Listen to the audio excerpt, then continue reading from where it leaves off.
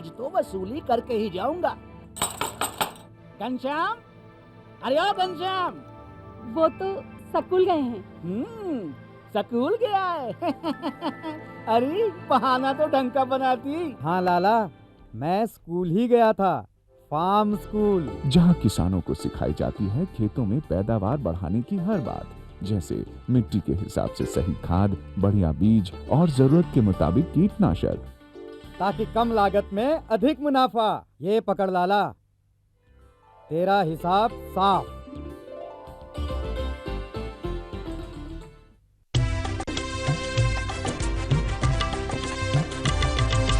सहकारिता के बल पर विकास के लिए उठे कदम, जन सहकार की ताकत लेकर आगे बढ़ते जाएं हम। जन जन ने इस क्रांति में है विश्वास जगाया, हम सब ने मिलकर विकास का परचम है फहराया।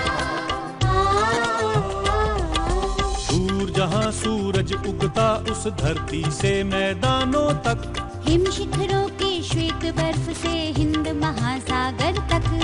श्वेत क्रांति हो हरित क्रांति या ग्राम विकास की बात, एकता ही धर्म हो अब चाहे दिन हो या रात। कृषि मंत्रालय भारत सरकार द्वारा जनहित में जारी।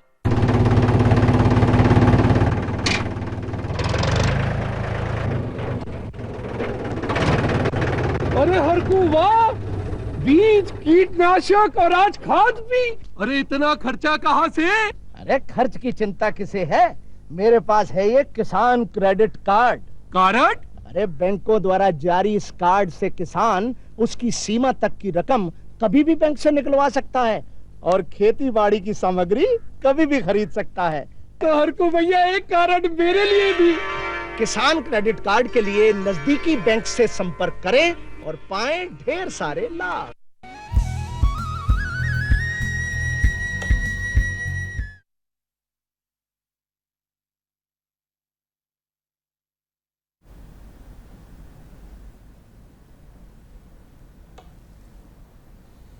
कृषि दर्शन दिखे जम्मू किसान भाई बहनी मल्ला राम राम। संगवारी हो, आज कृषि दर्शन कार्यक्रम में गोट बात के विषय है धान से अधिक उत्पादन कैसे लन। ये विषय में गोठियाए बताए बर हमारे बीच में आए हैं डॉक्टर दीपक शर्मा जी, प्रोफेसर अनुवांशिकी एवं पादप प्रजनन विभाग, इंदिरा गांधी कृषि विश्वविद्यालय रायपुर। डॉक्टर साहब, आपके रायपुर दूरदर्शन में स्वागत है। संगवारी हो, आप मना दीपक सर से फ़ोन से भी बात कर सको खेती किसानी के धान से अधिक उत्पादन कैसे ढंग के लेवन ए विषय में। आप हमार फ़ोन नंबर ला नोट कराओ। हमार फ़ोन नंबर है 1800233941 1800233941। संगवारी हो, आप मना टोल फ्री नंबर से बात कर सकते हो। संगवारी हो, अभी जो समय है ये खेती किसानी की विषय है और मानसून भी आ चुके हैं और आप मन के खेत के जोताई फंदाई सब हो चुके हैं। करीबन 80% रकबा में धान की खेती करता हो। तो संगवारी हो, आप मन ये विषय जानत हो कि आज हमारे छत्तीसगढ़ धान के कटोरा कहे जाते और धान के कटोरा आप मन के मेहनत से और डॉक्टर साहब जैसे मन के अनुसंधान करके जो धान पैदा करते, अधिक उत्पादन के लायक जो बीज पैदा करते, एक कारण आज छत्तीसगढ़ भरे पूरे है और समृद्ध हो जाते। तो संगवारी हो, डॉक्टर साहब से तो हम बात करबे करबो, लेकिन हम बनाए हैं एक फिल्म, आओ पहली फिल्म ले देखा। वैज्ञानिकों के मार्गदर्शन और वैज्ञानिक विधि से करे उत्पादन तो धान बनेगा धन का साधन। छत्तीसगढ़ को धान का कटोरा कहा जाता है।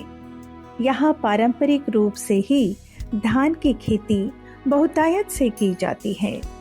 मानसून के आगमन के साथ ही शुरू हो जाती है यहाँ खेती किसानी और हर किसान के मन में बस यही बात होती है कि आखिर धान की कौन सी किस्में लगाई जाएं जिससे उत्पादन अधिक से अधिक प्राप्त किया जा सके। किसी भी तरह का धान, चाहे वो सुगंधित धान हो या वैज्ञानिक विधि से लगाए गए उन्नत किस्म के हाइब्रिड धान, या फिर भाभा अनुसंधान केंद्र द्वारा विक्रम TCR ही क्यों न हो, अगर वैज्ञानिकों की सलाह से पूरी जानकारी लेकर धान लगाया जाए तो निश्चित रूप से उत्पादन में वृद्धि होगी और किसानों के चेहरों पर खिल उठेगी विश्वास भरी मुस्कान।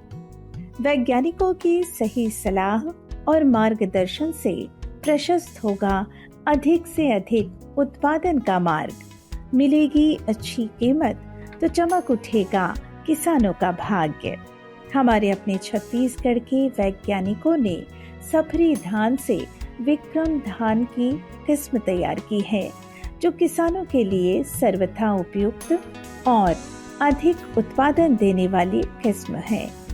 इंदिरा गांधी कृषि विश्वविद्यालय के वैज्ञानिकों के अथक परिश्रम का परिणाम है कि आज धान की अलग अलग तरह की किस्में तैयार की जा रही हैं। ऐसी किस्में जिसमें कम समय में अधिक उत्पादन प्राप्त होता है। उचित बीज का चयन और खेत की देखभाल, मौसम के अनुसार बीज का चयन हो, सुगंधित धान हो या हाइब्रिड या फिर विक्रम TCR, वैज्ञानिकों के मार्गदर्शन में पूरी और सही जानकारी लेकर धान की खेती करने से धान से पर्याप्त धन प्राप्त किया जा सकता है। उचित वैरायटी का चयन और धान के पौधों की समुचित देखभाल से ही होगी धान के उत्पादन में वृद्धि। खुशहाल होंगे किसान, घर में आएगी जब समृद्धि।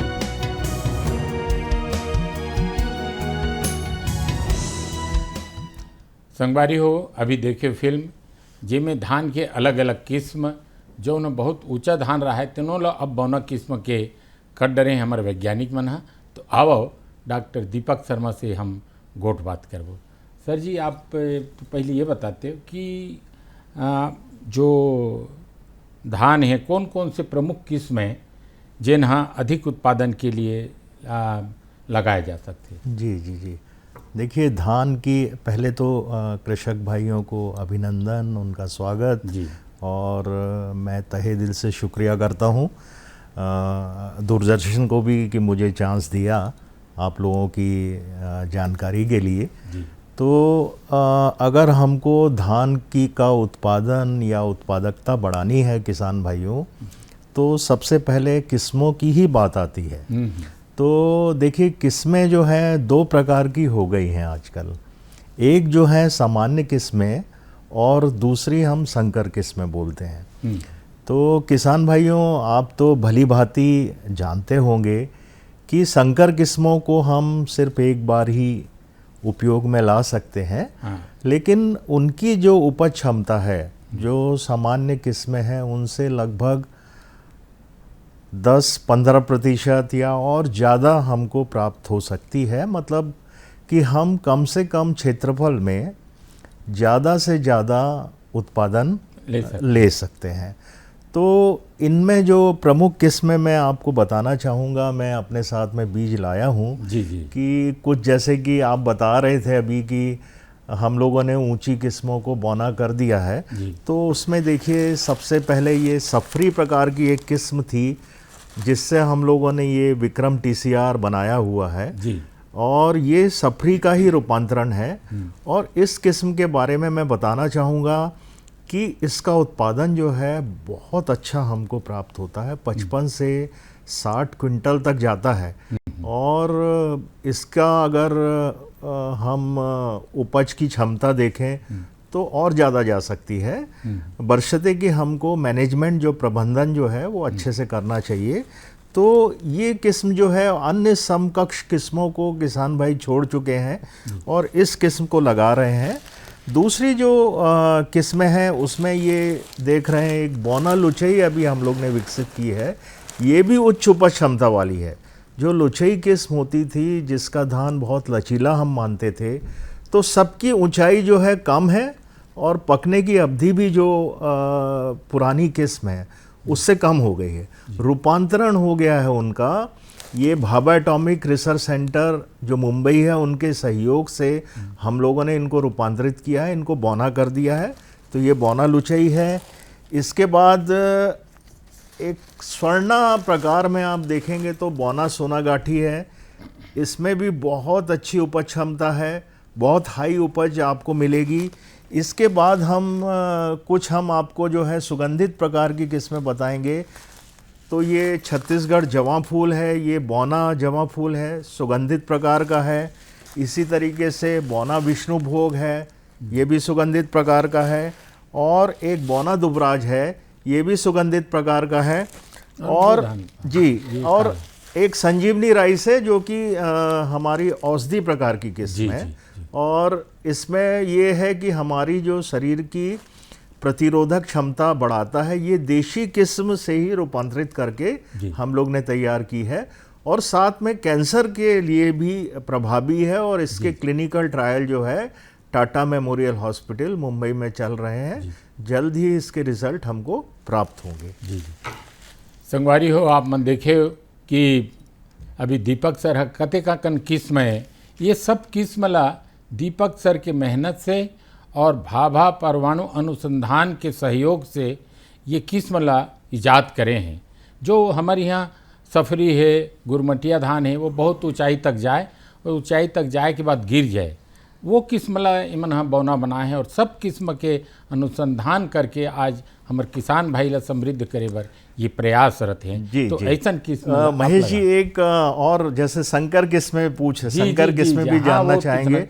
तो संकर किस्में भी बहुत सारी विकसित की जा चुकी है। जी। अब किसान भाई जो हैं, बहुत सारी प्राइवेट कंपनी हैं। जी। हम लोगों ने भी एक संकर किस्म विकसित की है जिसका नाम है छत्तीसगढ़ संकर धान 2। और उसके पहले इंदिरा सोना विकसित की थी, लेकिन अभी रिसेंट में जो छत्तीसगढ़ संकर धान किस्म 2। और एक आपको मैं बताऊंगा, और प्राइवेट जो कंपनी है उसमें कावेरी 468 है, कावेरी सीड कंपनी की है। पायोनियर सीड कंपनी की 27P31 है। इसके अलावा हमारी VNR सीड कंपनी है जो कि छत्तीसगढ़ में ही है, उनकी 2355 प्लस है, VNR 2111 है, लक्ष्मी है, भीमा है। बहुत अच्छी अच्छी किस्में मौजूद हैं। ये पूरा किस्म संकर किस्म है, ये सारी किस्में संकर किस्म है। जी। एकर उत्पादन, और जैसे कि आप मन अभी बताए हो, एक फोन आवा थे सर किसान भाई के। हेलो जी, हाँ, कहाँ बोलो तो भैया, और कौन बोला था बता? एस कुमार साहू, ग्राम कोर्रा, जिला धमतरी से बोला था साहब जी। का प्रश्न है? ये खरीफ फसल में अगेती धान पतला वैरायटी के कौन सा है, इला रोपा पद्धति से लगाना है, ओकर लिए धान के नाम बताते हो? अगेती धान के लिए? जी। अगेती धान पतला वैरायटी के। जी, अर्ली वैरायटी के धान पूछा। अर्ली वैरायटी में देखिए, सूखा निरोधक के लिए हमारे पास एक अगेती धान में बहुत अच्छी किस्म है जी।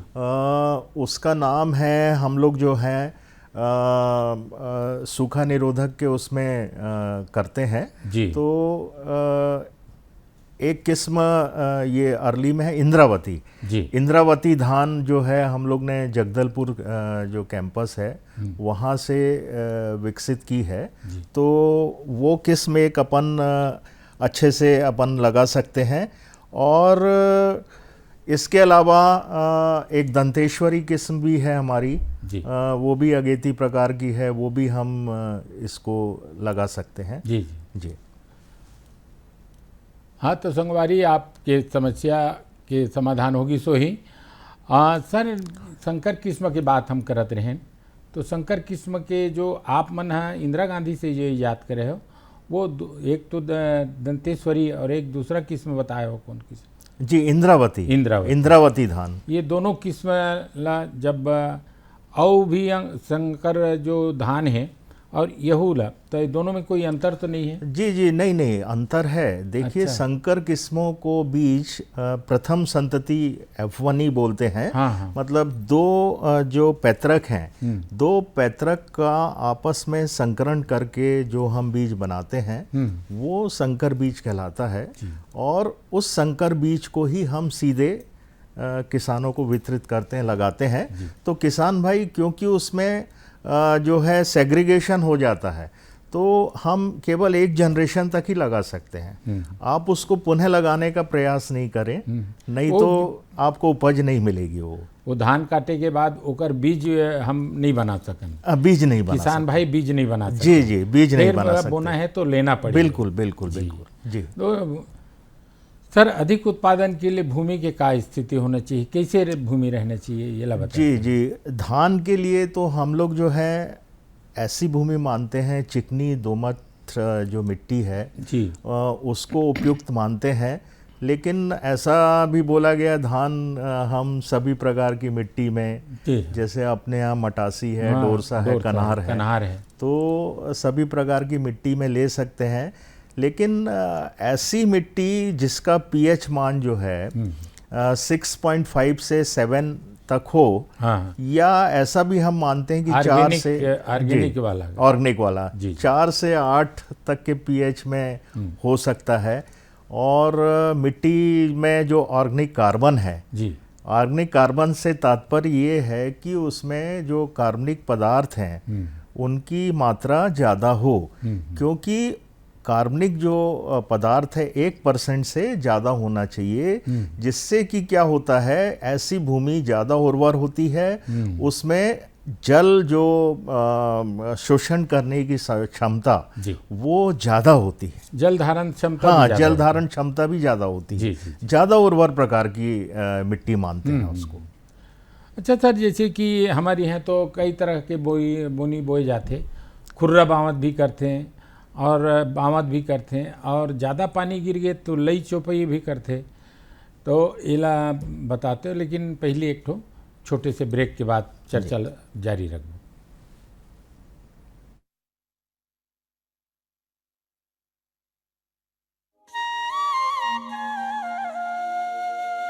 लोक सेवा प्रसारक दूरदर्शन ने ओटीटी प्लेटफॉर्म पर कदम रखते हुए वेब्स की शुरुआत की है। ये डिजिटल मीडिया ओटीटी दर्शकों को संपूर्ण इंफोटेनमेंट का सिस्टम देता है।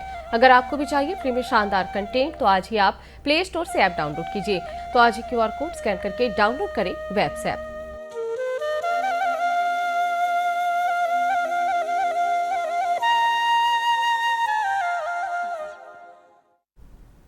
संगवारी हो, अभी आप मना जो विज्ञापन देखे हो वेब्स के, ओला अपन मोबाइल में डाउनलोड कर लो, और मोबाइल में डाउनलोड कर लो तहाले आप मन रायपुर दूरदर्शन ला जब भी चाहो सीधा प्रसारण, कृषि दर्शन है या अन्य कार्यक्रम है, पूरा कार्यक्रम ला आप मन सीधा अपन मोबाइल से देख सकते हो।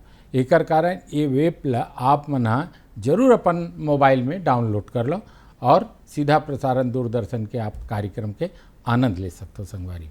हाँ, तो सर हम कहा जी महेश जी, एक अभी किसान भाई जो प्रश्न कर रहे थे ना, तो मैं सूखा रोधक कुछ किस्में और बता रहा था जो अगेती प्रकार की है। तो इंदिरा बरानी धान 1 और वर्तमान में हम लोगों ने इंदिरा बरानी धान 2 विकसित की हैं। ये बहुत अच्छी किस्में हैं, और किसान भाई जो पूछ रहे थे अगेती किस्मों के लिए, वो इनको लगा सकते हैं। और 2 जो किस्म है इंदिरा बरानी धान 2, सूखा निरोधक से मतलब ये है कि जो पौधे में पुष्पन अवस्था आता है, जो टर्मिनल ड्राउट आता है, मतलब जब पानी नहीं गिरता है, तो वहाँ ये अपना प्रतिरोधक क्षमता को प्रकट करती है। ये खड़ी रहेंगी और ये बिल्कुल इसमें कोई प्रभाव नहीं पड़ेगा अगर पानी नहीं गिरता है। जी जी, किसान भाई हो, अभी जो दीपक सर हाँ आप मतलब बताइन है कि ये है, अगर सूखा पड़ा थे, कबो कबो पानी नहीं गिरा है या भाटा ज़मीन में बो दे रहे थे किसान और पानी की कमी हो जाती, तब हो ले धान मतलब सहनशीलता ज़्यादा है, पानी की क्षमता ला अपन अंदर रोक करके धान ला पका दी। ये बात ये में हेवा है।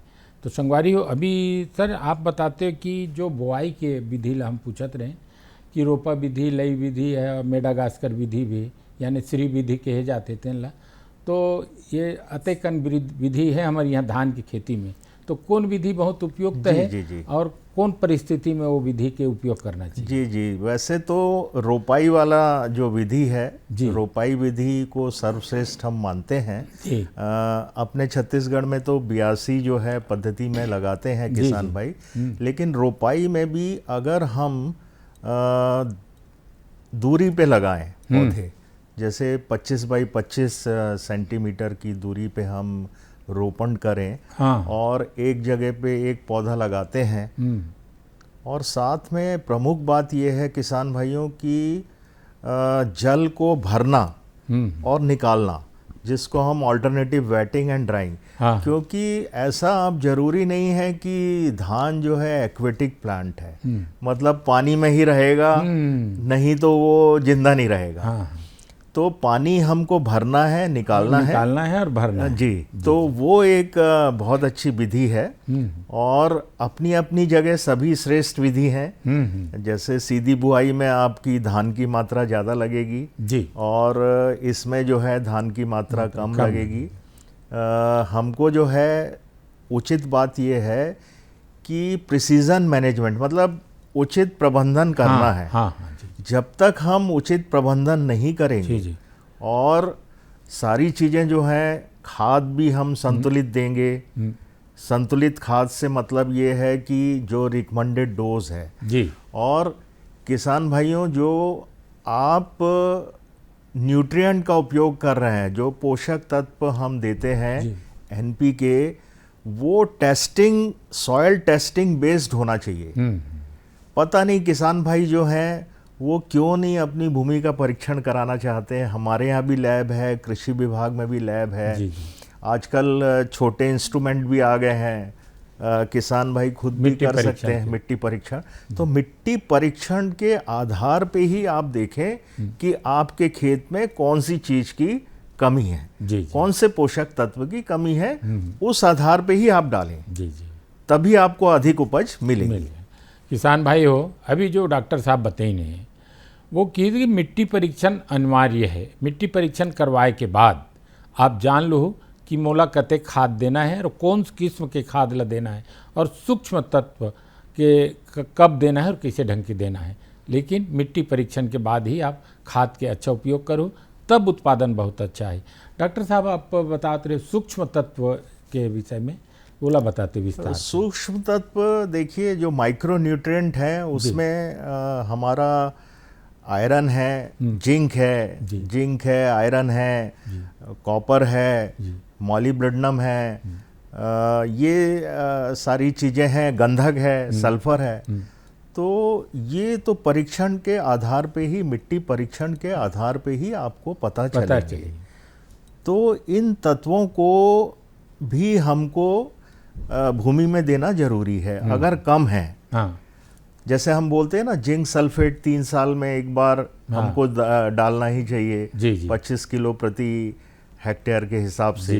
तो ये सारी चीज़ें तभी आपको पता चलेंगी जब आपके मिट्टी परीक्षण हो जाएगा कि ये चीज़ कमी है। नहीं तो मैं बिल्कुल जैसे शरीर में खून से पता लग जाते हैं, बिल्कुल कि हमारे शरीर में क्या चीज़ की कमी है, हमारे शरीर में रोग लग रहे हैं या हमारे शरीर में उतनी पौष्टिकता कमज़ोर हो रहे हैं। तो आपको ये सूक्ष्म तत्वों की भी आवश्यकता है।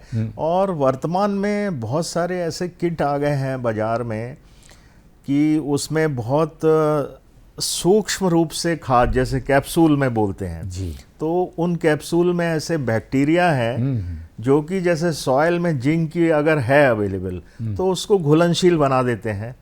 जो फास्फोरस है हमारे सॉइल में ऑलरेडी उपलब्ध है, लेकिन वो घुलनशील अवस्था में नहीं है। तो वो जो तत्व, ये जो कैप्सूल हैं आप उपयोग में लाते हैं, या नत्रजन है जो कि उपयोग में नहीं आ रही, पोटाश भी है, तो इनके घुलनशील बैक्टीरिया है जो कि कैप्सूल फॉर्म में है।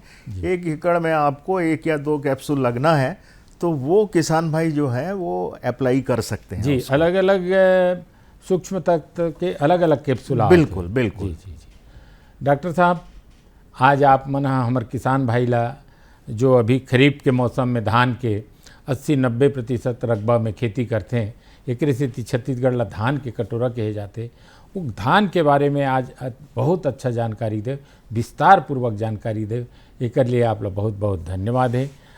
किसान भाई हो, आप मन जो डॉक्टर साहब बताई से ओला ध्यान में रखिए और उन जैसे ढंग के खेती करे की से वही बात ल धर के आप खेती करी हो तो आपके उत्पादन बहुत बाढ़ी जाए के बेरा हो गए किसान भाई हो। तो जम्मू किसान भाई ला राम राम।